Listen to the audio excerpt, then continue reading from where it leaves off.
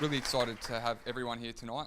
My name is Reese and I am the Public Relations and Social Coordinator at the Hayter Clinic. Tonight we've got three speakers who are here to talk about the current prevalence and destruction caused by ice.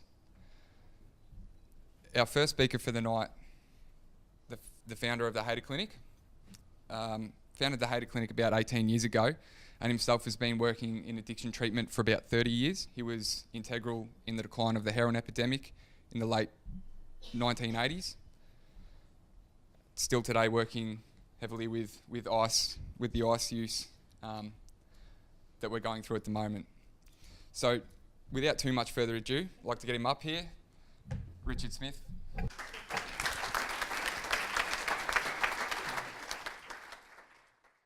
Well. Thank you for coming. Obviously, we're all here because we've got an interest in ice, whether we're using it or whether we know about it. I'm going to try and use this clicker here.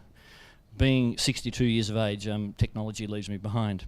But as Reece said, I've been working in the industry now for 30 years. So I've seen addiction change and come in many, many different forms. So before I go through these little slides, and I'm going to be 5 minutes at it because I think our doctor will be the person that needs to talk about this particular substance of preference these days, is think about this question I'm going to ask you. Because addiction, no matter whether it's ice or another drug, affects everyone. Now I want you to think about, and I'm only going to go to if it's affected you personally or a family, close family member. So that will go to aunts and uncles and cousins. Not second cousins, not third cousin once removed, but your direct family, which is mother, brothers, father, sisters, aunts, uncles, cousins. So think about it. How many of you have been personally touched by addiction? So you can, if you'd like, close your eyes and put your hands up, but I'd just like to see people raise their hands where addiction has touched you. It doesn't matter what the substance is, whether it's alcohol, ice, put your hands up. It's probably easier to count the ones that didn't put their hands up. There's 2 people in this room that didn't put their hands up. So without talking about ice, addiction is a problem for our community, 100%. And I think the budget allocated towards that sort of problem, which is prevalent in every family, is less than 1% of our budget, of our health budget. So it's pretty shocking what our government's doing. Hence the Raymond Hayter Clinic. I worked for the government for over 15 years and continually saw less and less money being spent on treating this issue. So I'm just going to give you a bit of a history lesson. Obviously some people here are feeling lost. You know, there'll be some people here that have come here to find out about treatment. What can we do? What can we do to help people in our community?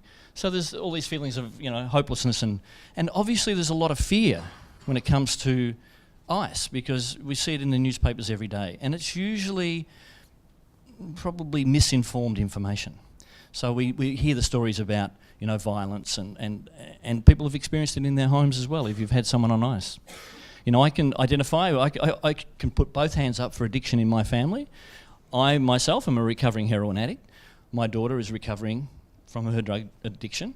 My brother is an overeater and hasn't done anything about it. My father was an alcoholic and it went untreated. So, you know, I've had a lot of addiction in my family. So usually what happens when we talk about addiction, people don't understand. You know, it's kind of lack of knowledge or it's knowledge you've got from the media. Probably the worst place you can get knowledge. And, you know, a lot of people that have been affected, you know, why me? Why me? Why my loved one? I remember when I first said that to someone that was helping me get well, I said, why me? And he said, why not? So I had to think about that. Why not? And you know, it affects everyone. So don't feel that you're isolated. Now goes the history lesson. 40 years of addiction. How many people here were in the 70s? Anyone? No? Only me? There's a couple of hands. They don't want to put it up because they're looking pretty glamorous. You know, they're looking pretty young. But, you know, the old make love, not war. You know, I went to a moratorium in 1969 to stop the war in Vietnam. But we were all smoking weed, you know, and we had LSD. And it was free love and mung beans and hippie stuff. There was no criminals. There was no violence. It was just get stoned and make love, you know? And I kind of missed those days. But in the 70s, when I first started using heroin, which was 1971, heroin started to show, it came out. And it came out from the Vietnam War. We had Americans here on R&R, so they all, you know, brought heroin with them. So heroin became pretty big in Sydney, and then it came down to Melbourne. And I started using it. And it was rock stars and poets and all those sorts of characters. It was, you know, the arty-farty types. So it wasn't a criminal activity. In 1985, when I got clean, I established the first needle and syringe exchange program, because by this time people had started using heroin and using a lot of heroin, and it was we had discovered a new disease called AIDS. So back then I worked in harm minimisation. And in the 90s what we saw was a heroin epidemic. Just like what we're seeing now with ice, we saw it, the drug of choice then was heroin, and it was the scourge. So what we saw was a criminal element coming in. I know when I stopped using in 1985, criminals, gangsters had realised there's lots of money to be made in this. So they started to get involved, and some of them become addicted. Some of them did crime because they were addicted, but there was a group of people who were criminals that got involved. Some of them become addicted, some didn't. And I think at the turn of the century, what was happening in the 90s was we were trying to demonise heroin use, you know, injecting drugs in the gutter, down the street, down Smith Street. So what tended to happen then was the young people that were going out partying were finding it simpler to use amphetamine-type substances, ecstasy, speed pills. So on come this sort of introduction of the young people not wanting to inject stuff. So what was the easiest way was to go and buy a pill, go out and party. And I remember saying to people that I don't know anyone that can start a party at 12 o'clock, go to 7 without some sort of ATS or amphetamine-type substance. So we had, at the turn of the century, we had a big influx. And I started to become more prevalent in the gay community. So it first came into the gay community, and then that criminal element, because people weren't buying as much of the heroin, went into the ice, went into the amphetamine-type substances, mainly through eckies. And I think we all remember the gangland killings. We've all seen Underbelly, yeah? Everyone saw it. It was one of my favourite series because it was fairly accurate in what it stated. And you saw the criminal element getting involved, doing eckies, and then they started shooting each other. And at the end, I think there was 26 deaths involved with the gangland. And out of the amphetamine-type substances, which was mainly ecstasy, came ice. I don't want to say that probably there were some organised groups of men got involved with the manufacture of ice, and became very easy. And it was very easy to manufacture.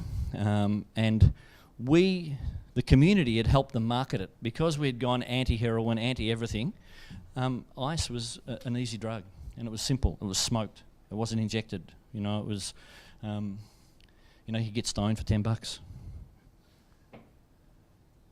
And now we have the fallout from that introduction. So what's actually happened is we've had a community. Aussies are really well known for going hard at whatever they do. You know, we don't do it in half measures. So if we drink, we drink. You know, if we take drugs, we take drugs. Have a look at the footy culture and the club culture, before the 70s, in the 60s and 50s, it was alcohol in football clubs, and everyone got drunk down the pub. And the 6 o'clock swill, you know, before we had longer hours of trading, people would get really drunk before 6 o'clock, before they were kicked out of the pub. So when it comes to drugs, Aussies just took to it like fish to water, and the same as ice. I'm not going to talk too much about ice because Dr. Deshane will be talking about that and the effects and why people become dependent so easily. But I have a sort of hierarchy of drugs that do damage, you know, and up the top, alcohol is far worse than ice. The alcohol problem in our community is far worse than ice. Ice is the next, and it's those two drugs that do the most physiological damage to people. And that's why with the introduction of ice, what we're seeing is more mental health issues with drug users. And, it's probably now time for me to hand over to the doctor, who will tell you why people are more attracted to using ice than any other drug, and why they keep doing it even against all odds. Dr. Duchesne. My name's Dr. Louise Duchesne and I'm a clinical psychologist. It's really great to see everybody here tonight. And I'm going to talk a little bit about addiction and particularly about methamphetamine use. Tonight we are talking particularly about ice, and so I want to talk a little bit about ice and what ice is, what happens to someone when they take ice, what happens to someone's brain when they take ice over a period of time, and how we as human beings become addicted and how we stay addicted. I think that my primary message and I think the key message for all of us tonight that we want to get across is that this is a health problem. Addiction is a health problem. It's not a moral failing. It's not a legal issue. It's a health problem. And that the more we understand about the mechanics of addiction, the more apparent the health condition and the mental illness, the acquired brain disease, becomes clear.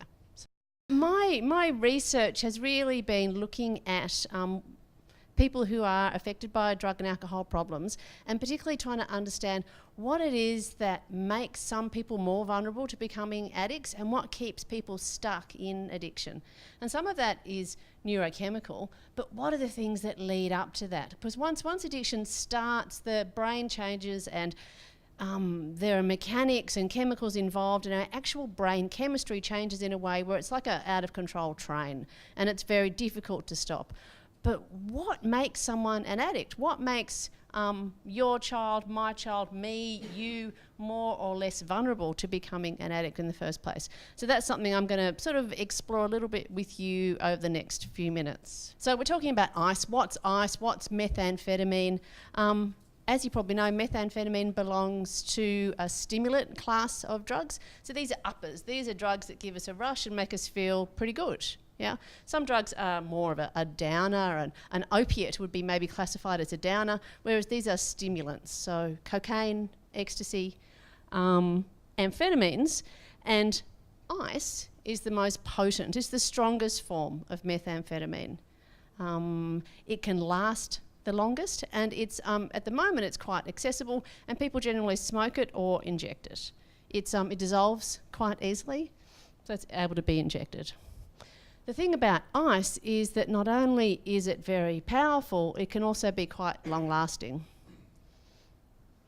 Everyone's seen images of ice shard on the news. This is what it looks like if you haven't seen it, and an ice pipe.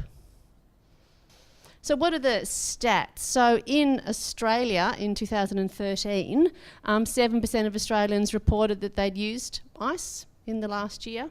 About 925,000 people had used in the last week. I mean, I don't know about you, but when I hear numbers like that, I think I don't really understand I don't know, it doesn't really sort of click much for me.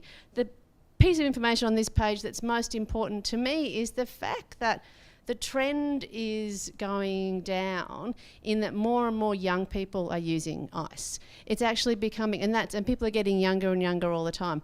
So it's a drug where usually, I don't know, sometimes we talk about, the Women's Weekly progression in drug use, and someone, used to maybe start by experimenting with alcohol and then cannabis and then maybe speed and then maybe heroin, and it would be a staged process. What can happen now is that young people actually can skip straight to using ice. And so we've got 15, 16, or even younger. But certainly what we're seeing in treatment is that more and more young people are coming in. And they're actually getting addicted very young. And one of the things that I'll be talking about too a little bit later on is just the teenage brain and a younger brain, and how much more vulnerable a young brain is to addiction as well. And particularly when the drug that's being put into that brain is such a potent and powerful drug. Why does anyone use drugs? Who knows? Why do we use drugs? Yes? Why? Yeah. Look, anyone here had a cup of coffee this morning? I did. And I had a cup of coffee this morning because I feel good. And I also had it. If I don't have a cup of coffee, do you know how I feel? I sort of feel pretty crappy, actually, and I get a headache, and I get a headache because my brain capillaries are waiting for that caffeine to come along and to open them up. Yeah. So people throughout time, throughout societies, use all sorts of different drugs because we like how drugs make us feel. It's part of the human condition. It's not abnormal to use drugs. It's not abnormal to want to feel good. Okay. But what can happen, of course, is that a drug like ice, not only does it have those great feelings, it has that sort of social and sexual disinhibition. People feel very sharp and clear, have got enormous energy, lose weight. Activities that can be quite boring, like maybe cleaning the bathroom, can become fascinating, obsessive rituals, yeah? So it's the mundane day-to-day life is transformed by ice use and things feel pretty fantastic. So that's why. We need to understand why, why anyone would do it. What's the problem with doing that? There are a lot of problems with long-term ice use, and you've read the slide by now. You can see the violence, going to jail, contracting HIV, hepatitis C, recidivism, so repeatedly committing crimes. One thing that's not up here, but and as a clinical psychologist, it's something that I'm certainly very concerned about, is the relationship of ice to psychosis. And what can happen is that ice, in fact, I think my next slide talks about this, between 10 and 60% of all ice users will develop psychosis. And those stats range because it depends on the country where the research was gathered, where that data was gathered. In Australia, it is up to around 50 to 60% of all ice users will develop at some point in their ice use a psychotic episode. And psychosis basically means that the way I see reality, if I'm psychotic, is very different to the way reality actually is. And so methamphetamine-induced psychosis is pretty horrible. This is not the fun part of using ice. It generally involves a lot of paranoia, a lot of fear. People can hear things and see things that aren't there. And so people can literally spend hours jumping at shadows, convinced that ASIO's out the door, that the police are after them. I had a young woman tell me a story about her methamphetamine-induced psychosis, her ice-induced psychosis, and she thought that written in blood on the floor were messages to her that her mum was dead and that her dad was dead and that her boyfriend was coming to kill her. And when the police came to her to try and support her, she was terrified and believed that police were trying to kill her as well. So, of course, she attacked the police and had to be restrained. And the whole event, escalated, as you can imagine. So she's this 18-year-old girl who's in absolute terror, but the terror's not real. The feeling's real, but the things she's afraid of are about psychosis. So with psychosis, what can happen is that the more often we have a psychotic episode, your brain becomes sensitive to psychosis, so you're more likely to have another psychotic episode. And what can happen is that once people have repeated psychotic episodes, they actually have a much higher chance of developing a permanent psychotic illness, even when they stop using ice. And then, even if you don't have a permanent psychotic illness, you're actually very vulnerable to stress. And certainly, if you've been clean for a while and with a history of psychosis and then you pick up, what's very likely to happen? You're going to develop another psychotic episode. So it's very serious in terms of the neuroplasticity, how ice actually affects the brain. Addiction is an acquired brain disease. And that's how I sort of started my talk today. And I think that certainly in the disease concept has been something that's been talked about for a very long time. But now with the advances that we've got in understanding how the brain works, we've got PET scans, we've got an understanding of neurons and chemical messages in the brain. We can actually see brain changes now. We can get inside someone's brain and actually look at what's going on in there. And what we can see is how addiction interrelates with brain changes. And you see the definition of addiction? Addiction is basically a loss of self-control. So it's the most severe form of substance dependence. And when someone is addicted, they are unable to stop. They decide they want to stop, but they're actually unable to stop. And I think that's the part that often we think, well, but why don't they just stop? And I suppose these, actually being able to see the brain changes that take place maybe help us understand how difficult that is for an addict. So all known addictive drugs give us this fabulous burst of dopamine. Dopamine feels really good. All drugs do that. Ice does it really, really well. Okay, ice gives us a massive burst of dopamine. That's what feels good. This is really important, you know, but what happens is that the brain learns about dopamine, these bursts of dopamine, and the brain starts to get excited even before the ice is ingested. So the brain recognises the things that, the triggers, the things that are associated with ice use. So say I'm on my way to my dealers. Of course my brain knows where my dealer lives. My brain recognises that. So my brain starts releasing dopamine on the way to the dealers. If I use after I've had a fight with my mum and I'm feeling really terrible and I'm really pissed off with myself and I hate myself, my brain knows that I use when I feel like that. So it's going to start releasing dopamine, which is triggering cravings for me to use. If I always use with my partner, when I see my partner, my brain's going to start triggering dopamine that's telling me to use. So it's not like Pavlov's dog. You know, Pavlov's dog actually got excited when Pavlov rang the bell to say dinner was ready. So it wasn't dinner the dog was getting excited about, it was the bell. So this is actually how our brains learn. So when someone's trying not to use drugs, this is also why we say stay away from all those triggers.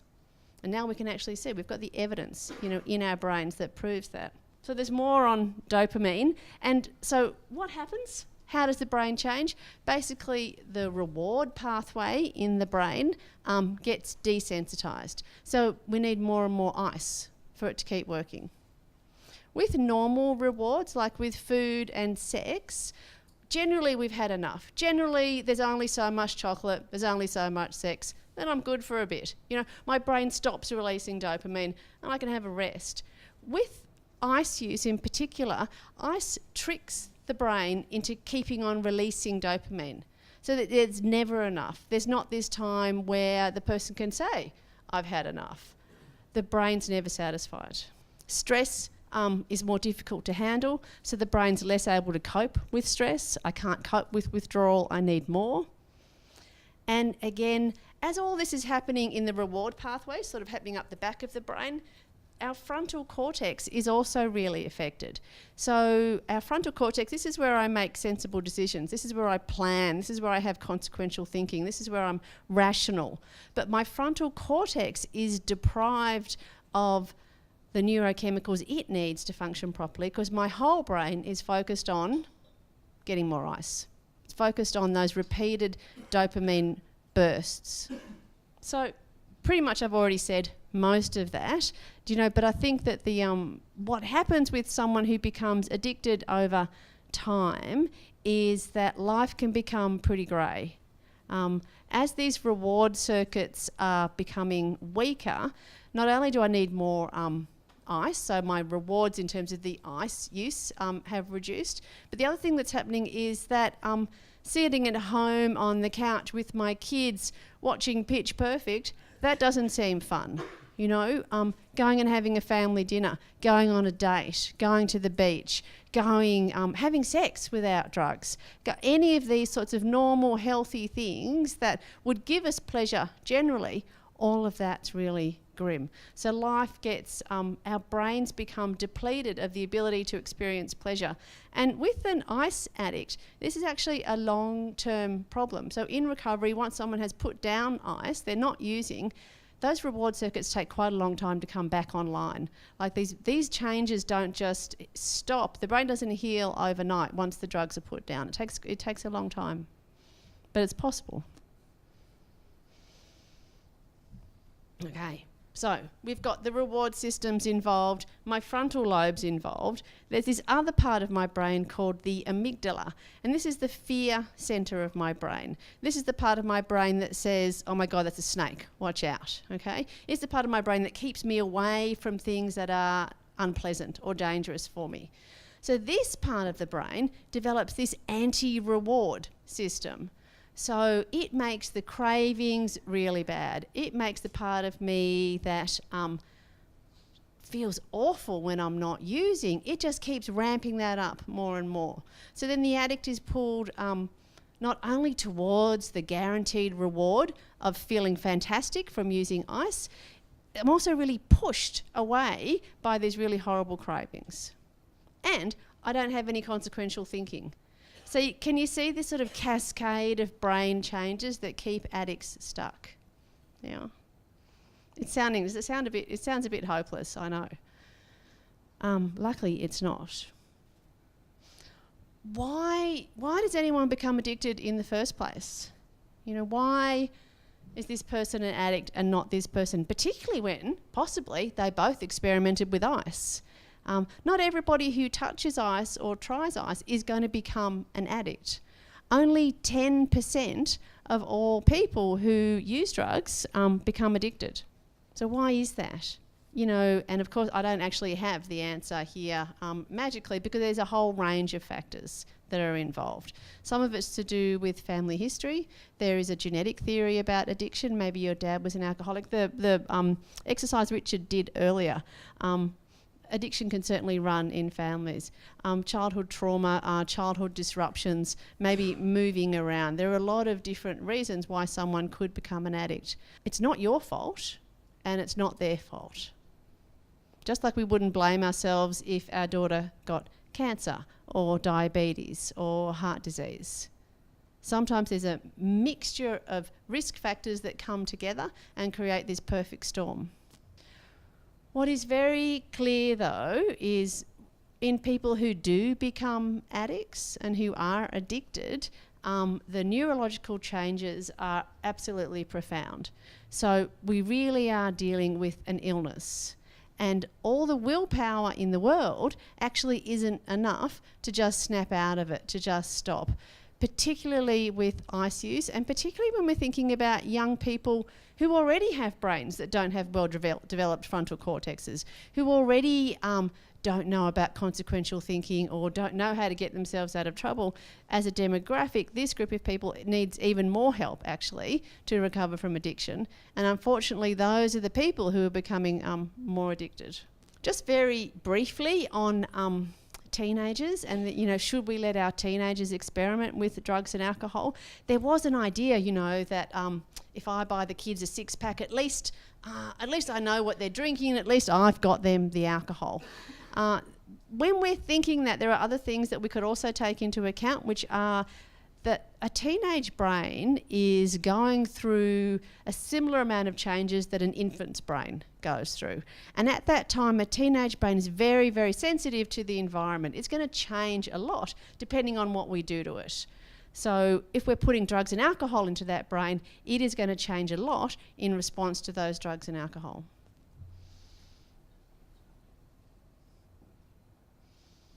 What helps people recover from addiction? My colleague Jackson Oppie is going to speak more about this in just a couple of minutes.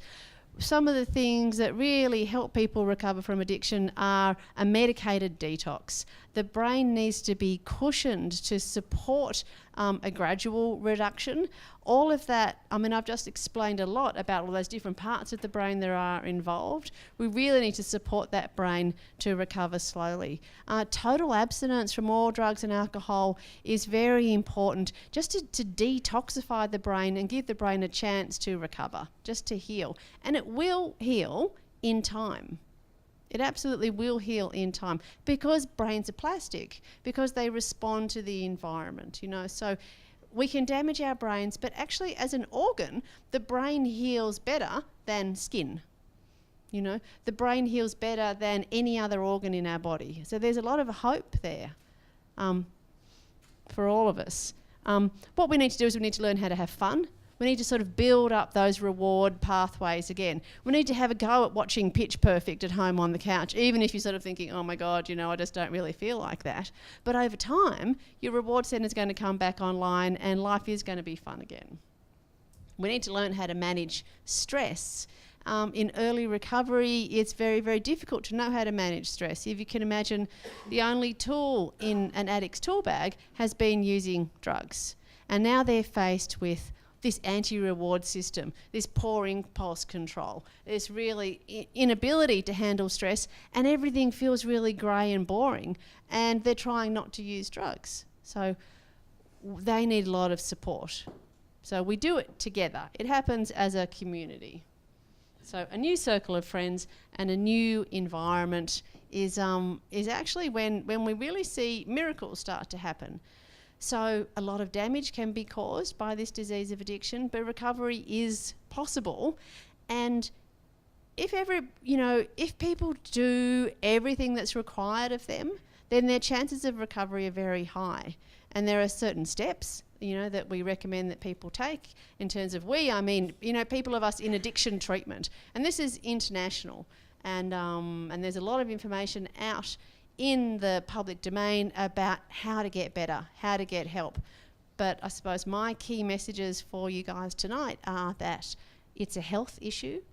It's nothing to be ashamed of. It's something that affects all of us, and help is available, and help is really important, because if we don't arrest addiction, particularly in young people, but in anyone, it can cause harm that can be irreparable. Thanks very much, everybody. I'll hand over to Jackson.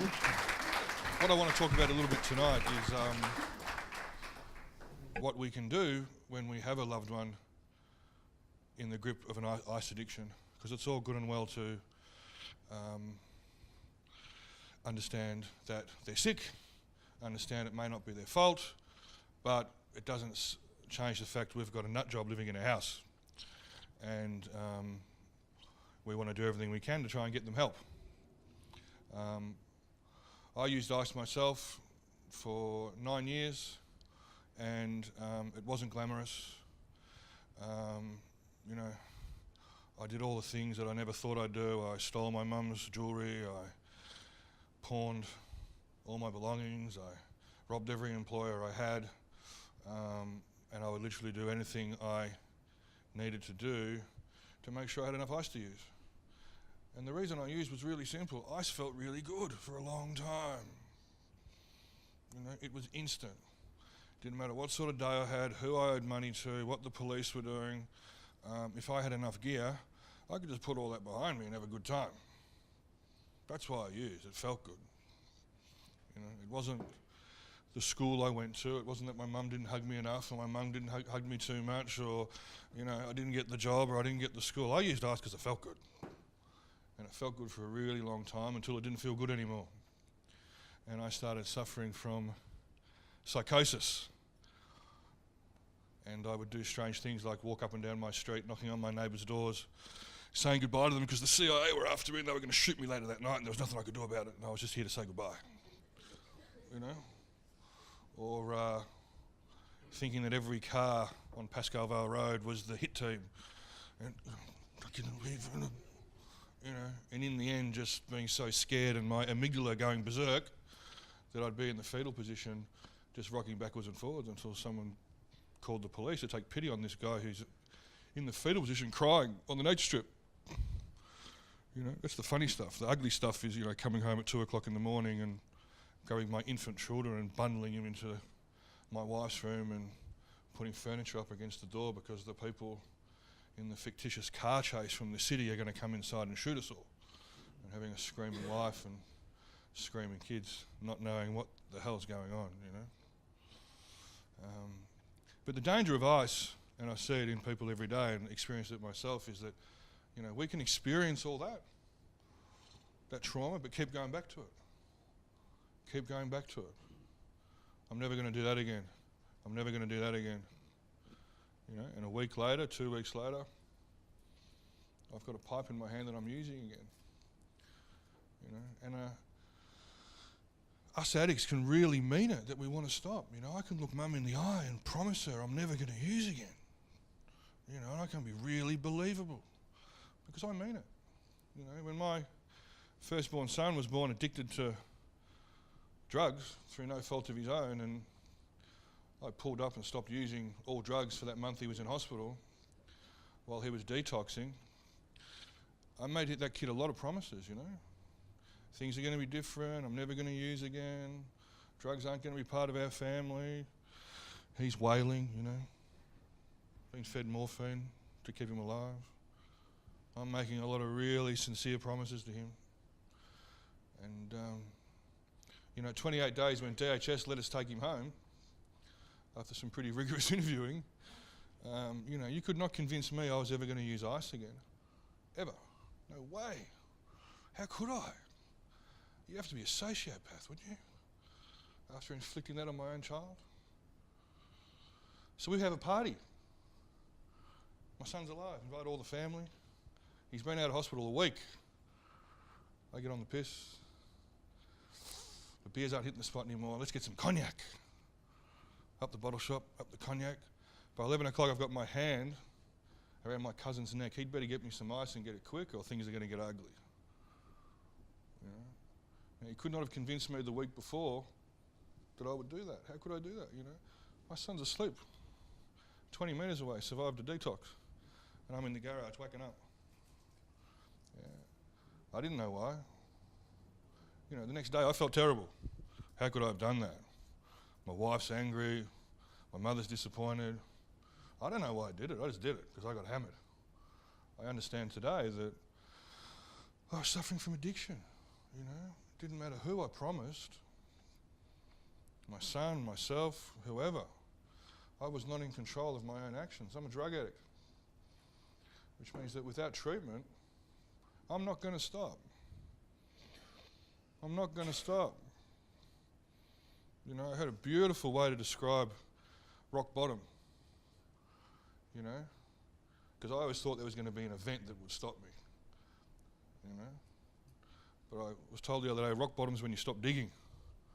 And unfortunately, I didn't stop digging until 34. Yeah, I had my first experience with alcohol at 12. My friends all had a little swig. I drank 3/4 of a bottle, had my stomach pumped, and ended up in hospital at 12. So there was a little alarm bell going off. By 34, I was, using ice and heroin more days than not. Why?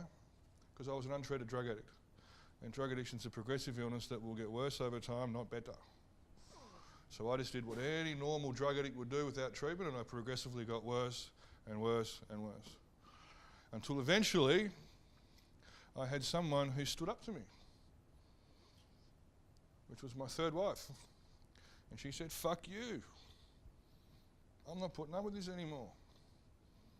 You can't come here anymore. You can't see the children. We want no part of you." First person ever, because I was a real bully. Us addicts can be real bullies, yeah? We'll push and we'll pull and we'll use all sorts of manipulation to get you to do what we want in active addiction. But I finally came up against someone that didn't want to play that game anymore. And to have access to my children, I was required to get clean. And I met some people that guided me in the right way, and I eventually got clean. But it was only through treatment. It wasn't about rock bottoms or me wanting to. It was I finally engaged in some treatment. So what I want to talk about tonight, in a long-winded way, is how we can encourage people who are suffering from ice addiction to engage in treatment. Because if you have a loved one in your life who's using ice, I'm sorry, but the countless pep talks you're giving them and the flat and the money and whatever else you're doing, they're never going to stop. A true ice addict or true drug addict of any nature will not stop without treatment because it's beyond their capacity. Who's got someone at home who's using ice? Fantastic. Hands up, don't be shy. Awesome. Yeah, now. Let's do now. Sorry, can I have some hands again? Can I grab you? What's your name? What's your name? Deborah. And this person, do they live with you? Yeah. Okay. And how long has this person been using ice for? Okay, great. Deborah? Yeah. Okay. Going to do a little experiment here, Deborah. All right? I could fall flat on my face, but who dares wins, eh? Okay. I want to see if you identify first. Is this it? Okay. So when I used ice, or any drug for that matter,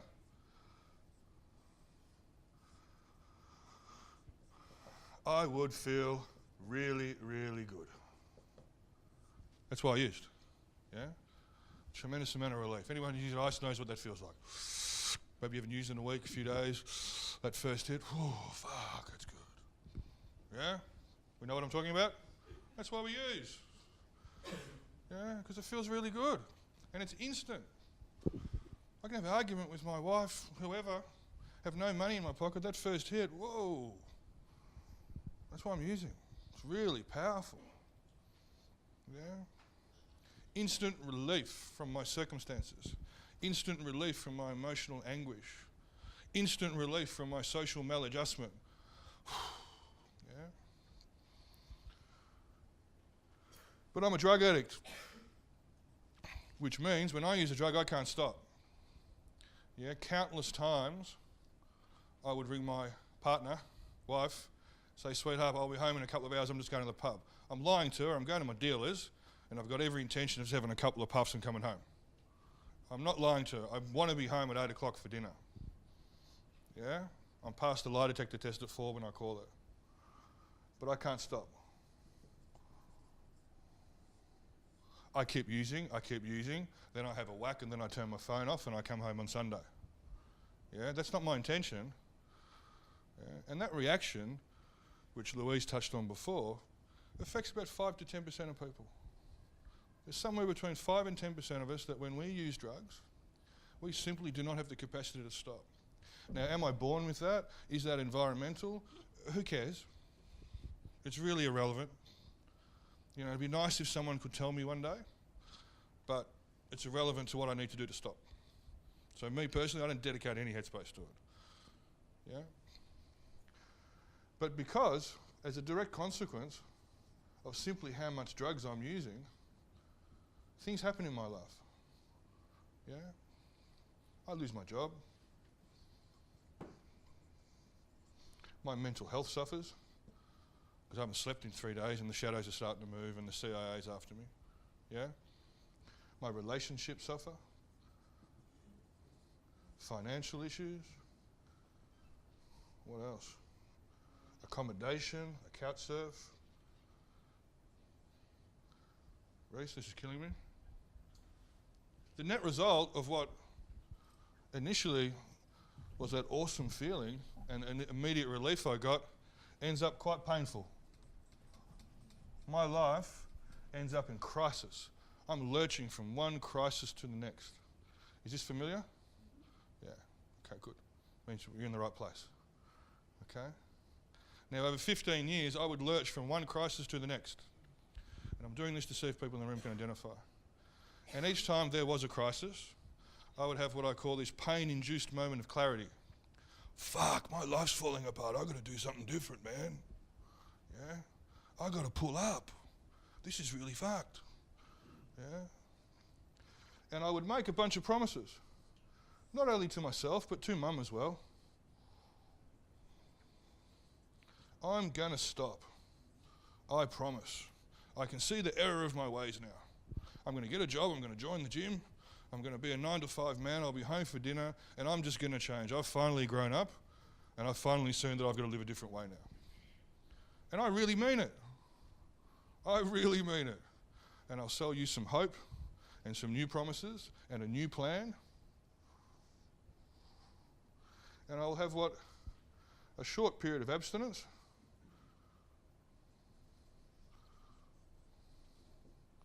Where I don't use or I use less for a while. The good old-fashioned pull my head in for a while. Yeah? Things will quieten down. I'll pay a few bills, I'll be home for dinner a few nights, my wife will let me back in the bedroom, and everything will seem okay for a while. But what I wasn't aware of, I need to do something about my handwriting. For 15 years, something I wasn't aware of is that there's consequences for me of not using drugs. There's consequences of me being sober that I was not aware of.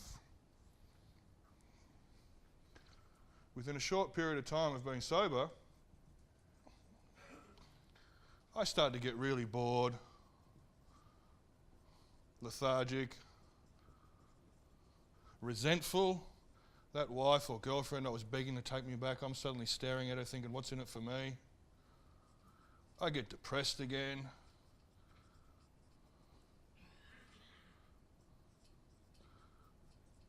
Basically, me and drugs without drugs was quite painful as well. Was I consciously aware of that? No, I wasn't. I just knew life didn't sparkle enough for me. I wasn't really happy. So after a week, after 2 weeks, after 3 weeks, a month, sometimes 3 months was the maximum for me I could last. I'd say, fuck it. Fuck it. The exact opposite of all these really sincere, loving promises I'd made. And I'd go and use. Just a little bit. But hang on, I can't use this a little bit. Fuck, it's Sunday again. What am I going to tell her? I've done this again. What's happened? Yeah. For 15 years, I lived in unsustainable relief, pain, unsustainable relief, or pain. And the tail was wagging that dog. I had no control over which part of that cycle I sat in. None whatsoever. When the drugs were finished with me, they were finished with me. Yeah. And they'd give me a break for a while. And when they wanted some, it didn't matter what I'd promised to whom or what I'd promised, I would relapse. Now when I realised that, or that was explained to me, it explained 15 years of chaos. It explained a lot. It was quite humbling to realise that I was not in control and any success I'd had was in spite of myself. But I'd lived in a cycle of addiction where the drugs took me where they wanted to. Can you see any of that in your loved one at home? Fantastic, you're in the right place. Really good. Did you know that was going on? Yeah. Does he or she? Cool. We've just saved half an hour. We don't have to convince anyone. Kind of, yeah. Okay, great. Anyone else? Got loved ones at home they can relate to that? Yes, no, maybe? Yeah? Okay, good. Good. So what are we going to do about it? Families will always fall into two categories, or members of the family. And I've seen families from all different cultures, colours, socioeconomic backgrounds, and for whatever reason we all fall into the same trap. So we've got little Jackson down here. For 15 years he was stuck down his ditch, or I was stuck down my ditch. My family aren't stupid. They knew that things weren't going that well for me, and they loved me. So they would periodically run to the edge of this ditch because they want to help me. They want to get me out. They want to see me get on in life and kick on. Now, my grandfather was the classic persecutor. He was a self-made millionaire from South Africa, and he would run to the edge of that ditch and he would call me a disgrace. You're an absolute disgrace, he'd say. How could you behave like this? You've had all the best opportunities, you've had the best education, your family's done everything for you, and this is the way you're behaving. You're an absolute disgrace. Pull your socks up. Yeah. Now, he was doing that because he loved me, but what he was really trying to do was shame me out of my addiction.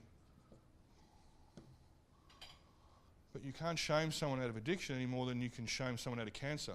Look at you with your tumour. You ungrateful bastard, how dare you? We'd all say, Grandpa, if your head, mate, what are you doing? But for some reason, when we've got a loved one suffering addiction, we let Grandpa would do that. We let Mum do that. We let the other siblings do that. Why? It's because we don't understand addiction's an illness. Shaming someone out of addiction, you might as well, flap your arms and try and fly to the moon.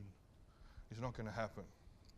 Might make you feel better, got it off your chest, but it hasn't achieved anything. It's a complete and utter waste of time. Yeah? The other category people fall into is enabling. My mum, she was the best mum you could have as a drug addict. She was awesome. She would go and find houses for me. She would rent them, she'd decorate them, just in case I met a nice girl, because it was the next wife that was going to fix me. She'd say, a young gentleman can't not have a car, so she'd make sure I had a car. She wanted me to be occupied during the day, so she'd guilt my brother, who was successful, to have a job at his company. and I would turn up stoned, sit in the corner, and act like I was doing him a favour that I was there. Yeah. She'd make sure that I had food. Yeah. She made sure I had money. She was wonderful. Really, really good. But what my mum didn't understand was that makes as much sense as in, oh my God, my son's suffering from stage 3 cancer. Let's make sure he's got a nice house, a car, a job, and he's fed. We'd all say, Mum, but why isn't he going to the hospital? He doesn't want to. Well, who cares? Burn the house down. He's got it. Oh no, if we just keep him at a certain level, you know, and don't let him get arrested, you know, he'll grow out of this. No, he's not. Complete and utter waste of time. Enabling is actually even more dangerous than shaming. Yeah? Because shaming, I just avoided my grandfather. You know, Christmas Day we'd kind of pass like ships around the table and not talk to each other. Enabling is more dangerous. Because what happens is, for a very long time, my ditch was really comfortable. I was down a ditch and everyone else could see it, but I couldn't. How could I? I had a nice house. I had a car. You know, I could fake that I was half normal to girls for a while, until they realised he's a raging drug addict and they'd run. You know, I had money in my pocket. I could even sit there and swap stories about work. Yeah. And that comfortability blocked my ability to see that I actually had a problem. You know, over the years, some brave people would say, Jackson, I think you've got a problem. What are you talking about? I haven't got a problem. My life's great. How dare you say that about me? How dare you? Yeah. So the enabling has the capacity to keep our addicts sick for a very, very long time. Very long time. Yeah. So when we have someone suffering from addiction, we need to identify what we're doing that's blocking them from A, seeing they've got a problem, and 2, engaging in treatment. Yeah? Who's guilty of enabling? Anyone? Oh, I love it. There we go. Enabling. You know the most ironic thing about enabling? I see really lovely, good people sacrifice really big chunks of their life to the addict. You know, go around and check on them, and financial sacrifices, and cook their meals and let them have them in their home, and really sacrifice their life. But the sad thing is, it's achieving nothing. You're giving it to the addiction. You're not giving it to your loved one, because you're keeping your loved one sick. All those sacrifices you're making, you're giving to the addiction, not them. So, what we want to do is identify where we sit, and sometimes we'll swing. You know, my mother would get so frustrated sometimes, she'd abuse the hell out of me, call me a little shit, everything I've ever done, it's a complete waste, I hate you. And then she'd swing back racked with guilt and get me a new car. Yeah? So you can swing backwards and forwards, but most people will sit in one position where they feel comfortable. My grandfather felt comfortable as a persecutor. My mum was a classic enabler. So what we want to do, we've got to shut all this down, because it's a complete and utter distraction. All enabling is a waste of time. All shaming is a waste of time. So what have we got to do? We've got to stop. We've got to stop. So old grandpa needs to be told to, if he's got nothing nice to say, to be quiet. And mum needs to stop all this stuff. Sorry? Yeah. Yeah. I've had people spend many a night in a park and go to rehab the next day. Yeah? Because what happens is, we need to take responsibility as a family to how we've conditioned our addict. Yeah? I was conditioned for 14 years that my drug addiction got me a house and got me a car and got me money. That was normal to me. So that's what I came to expect. Yeah? I didn't believe that my family would ever stop doing that. Why would they? They've always done it. this is not my fault. Yeah? So they would say things like to me like, we can't keep doing this forever. And I think, yes you can. You're going to. It's only when they actually stop, hang on, the goalposts have moved here, and I need to go through a process of acceptance. Because I'm convinced, no, mum's going to cave. She'll cave. It's been a day, it's been 2 days, it's been 3 days. Hang on, I don't think she's coming back. I don't think she's going to pay the rent. Hang on a second. I'm starting to get knocks from landlords. My car has got repossessed. I don't think she's coming back. I think she actually means it this time. Yeah? It took me a while to actually accept the fact that all the enabling was going to stop. Because I thought she was going to cave. Because I was conditioned that when I had a tantrum, she'd do what I want. Yeah? So as nice as it would be to go home to our addict and say, listen, I've changed and we're not going to do this anymore and you need to understand really quickly that you're going to be homeless. They won't. They'll be like, nah, she's going to cave. Because we've conditioned them that we cave. Yeah? They're like a kid with a dummy. Yeah? When you take away that 3-year-old's dummy or pacifier and they crack the shit, they don't know why you've taken it away. They think they're entitled to it. They don't know that, you know, the teeth are going to come out and all that stuff and we've got to do it. Same with the drug addict. When you stop enabling, they don't know why. So we have a tantrum. You're a little hissy fit. And then we land, okay, well, what am I going to do now? Yeah, I might get some treatment. Yeah. So what we do, we shut down enabling. And we do an enabling audit. We write down all the things we're doing that are enabling our loved one. And we stop. And we create a treatment space. Remember, we're the well ones. We decide. Darling, I love you, but this has been going on 6 years. I'm totally convinced that there's nothing I can do anymore that's going to help you. You need treatment. If you do not participate in treatment that I've decided is appropriate, then there's no more support here for you. What would happen if you said that to the person at home?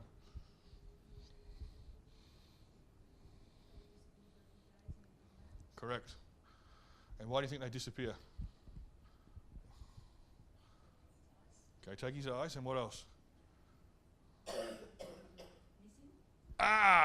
Manipulate mum by making what? You worry. Where is he? So he comes home after 3 or 4 days and you're so glad he's alive and you're so glad he's back. You just let it all go back to the way it was 4 days ago. Yeah? Yeah. And he knows that pattern. He's conditioned to that, yeah? Yeah. So if we stay in that, what happens? Keep happening, yeah. Keep happening. They stay sick.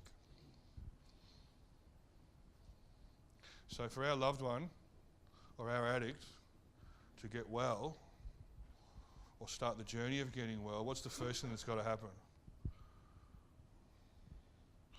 Those people that put their hand up before and were quite honest about the fact they enable, you've got to change.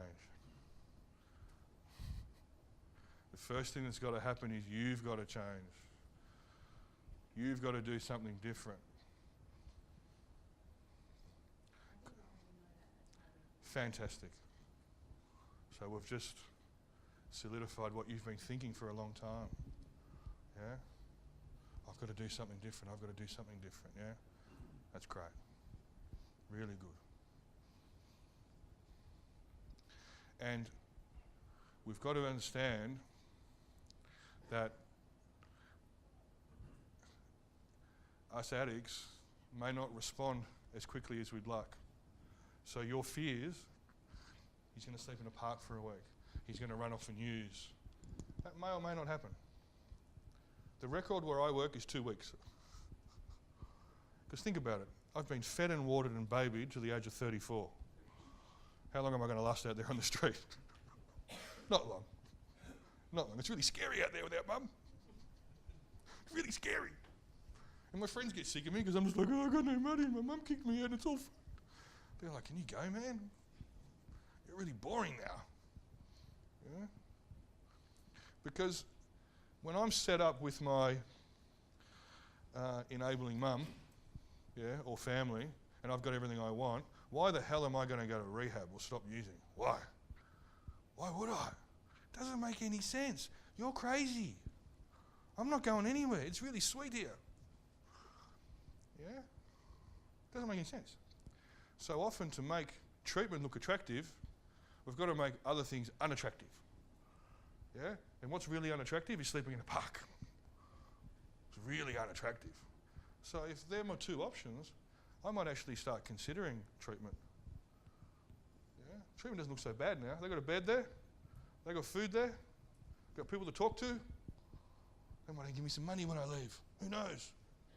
I'll go check it out. I'll become willing, to at least consider something else. If I've got my gear, I've got my house and I've got my car and I've got my money in my pocket, I'm not thinking about rehab. No way, no way, no way. You're crazy. You're the one with the problem, not me. Yeah? Okay. I'm going to encourage you to do something. Sit down with someone, not your addict, but a support person, and do what we call an enabling audit. Because remember, when we're enabling, what are we doing? We're distracting our loved one from getting well. That's the problem with it. I'm all for having a nice car and somewhere to sleep. But while I'm in active addiction and I'm being enabled, I'm being distracted from getting well. Yeah?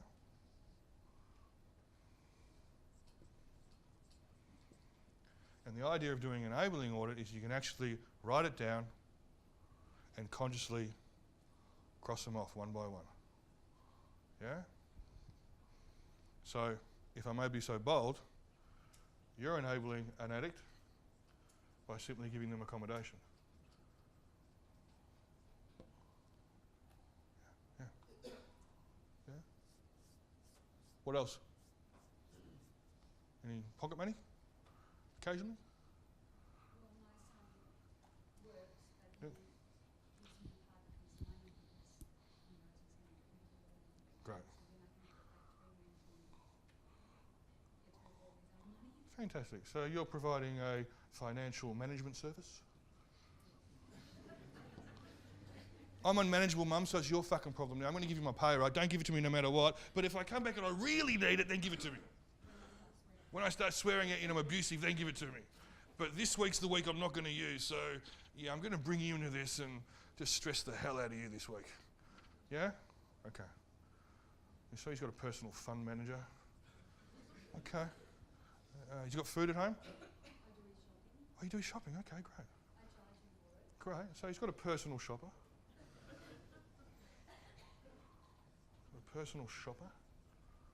Yeah. That's for all items, deodorant, toiletries, the whole lot? Yeah, thanks, Mum. I'm way too busy to do that. What else? So he's got a laundry service? This guy's smart. What did he eat? Oh, cool. So he's got a personal chef. Okay, cool. Not every night, just what, 5 days? Yeah, okay. He's got a personal chef. Far out. What is he, CEO or something? What's he do for a job? Fantastic. Okay.